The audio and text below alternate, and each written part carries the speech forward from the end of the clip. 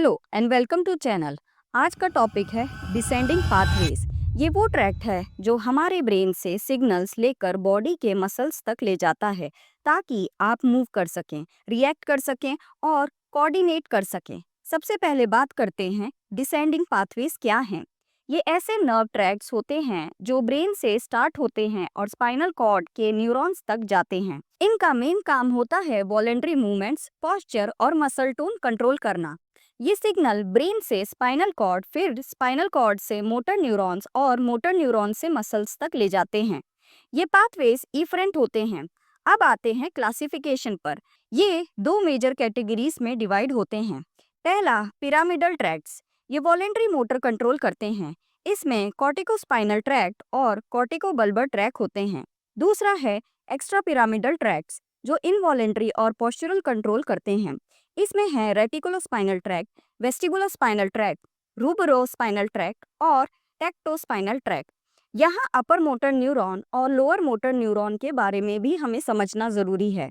Upper motor neuron में brain के motor cortex या ब्रेन स्टेम से स्टार्ट होता है। स्पाइनल कॉर्ड या ब्रेन स्टेम के लोअर मोटर न्यूरॉन तक सिग्नल भेजता है। Lower motor neuron spinal cord के एंटीरियर हॉर्न से निकलकर मसल तक जाते हैं। अब आते हैं पिरामिडल ट्रैक्ट्स पर। तो इसमें पहला कॉर्टिकोस्पाइनल ट्रैक्ट है। इसका ओरिजिन है प्राइमरी मोटर कॉर्टेक्स यानी Brodmann area 4, pre motor cortex यानी एरिया 6 और सेंसरी कॉर्टेक्स।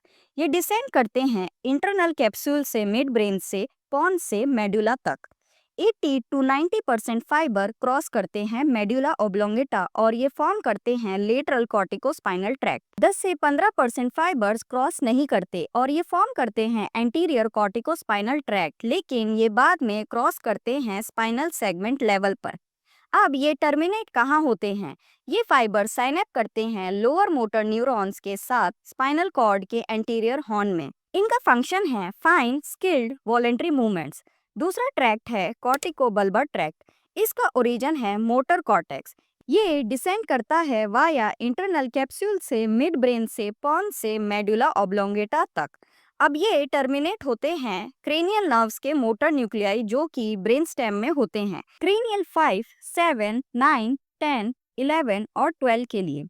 बहुत से फाइबर्स क्रॉस करते हैं बाइलेटरली सिर्फ लोअर फेस क्रेनियल 7 और टंग क्रेनियल 12 छोड़कर, जो कॉन्ट्रालेटरली इनर्वेटेड होते हैं।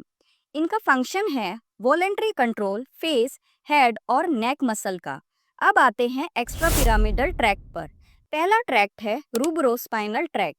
इसका ओरिजिन मिड ब्रेन के रेड न्यूक्लियस में है। ये डिसेंड होते हैं स्पाइनल कॉर्ड के लेटरल फेनिकुलस के थ्रू।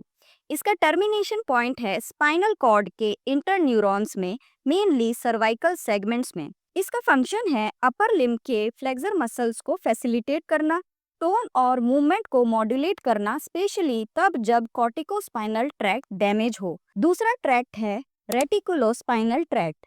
इसके दो कंपोनेंट्स हैं। पहला मीडियल या पोंटाइन रेटिकुलोस्पाइनल ट्रैक्ट। इसका ओरिजिन है पोंटाइन रेटिकुलो फॉर्मेशन में।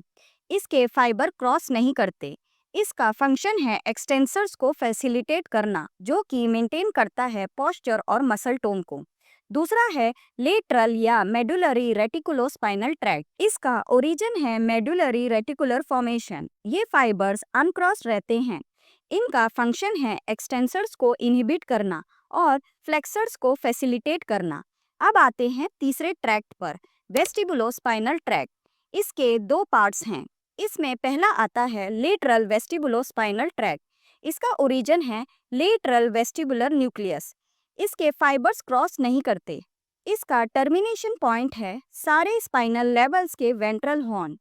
इसका फंक्शन है एक्सटेंसर टोन को फैसिलिटेट करना, पोस्चर और बैलेंस के लिए। दूसरा है मीडियल वेस्टिबुलोस्पाइनल ट्रैक्ट। इसका ओरिजिन है मीडियल वेस्टिबुलर न्यूक्लियस। इसके फाइबर्स क्रॉस करते हैं पार्शियली। इसका फंक्शन है हेड और नेक कोऑर्डिनेशन। अब आते हैं चौथे ट्रैक्ट पर, टेक्टोस्पाइनल ट्रैक्ट। इसका ओरिजिन है मिड ब्रेन का सुपीरियर कैलिकुलस। इसके फाइबर्स क्रॉस करते हैं डॉर्सल टेगमेंटल में। ये डिसेंड करते हैं सर्वाइकल स्पाइनल कॉर्ड से। इसका टर्मिनेशन होता है एंटीरियर हॉर्न न्यूरॉन्स में। इसका फंक्शन है रिफ्लेक्सिव हेड और नेक मूवमेंट्स को कोऑर्डिनेट करना विजुअल और ऑडिटरी स्टिमुलाई के रिस्पॉन्स में।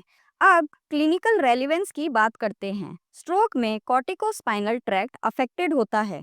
पार्किंसंस डिजीज में एक्स्ट्रा पिरामिडल ट्रैक्ट डैमेज होता है। स्पाइनल कॉर्ड इंजरी में लीजन लेवल पर डिपेंड करता है UMN versus LMN signs. Vestibular disorders में वेस्टिबुलोस्पाइनल डैमेज होता है। आई होप ये वीडियो आपको पसंद आई होगी। चैनल को सब्सक्राइब करें, वीडियो को लाइक और शेयर करें।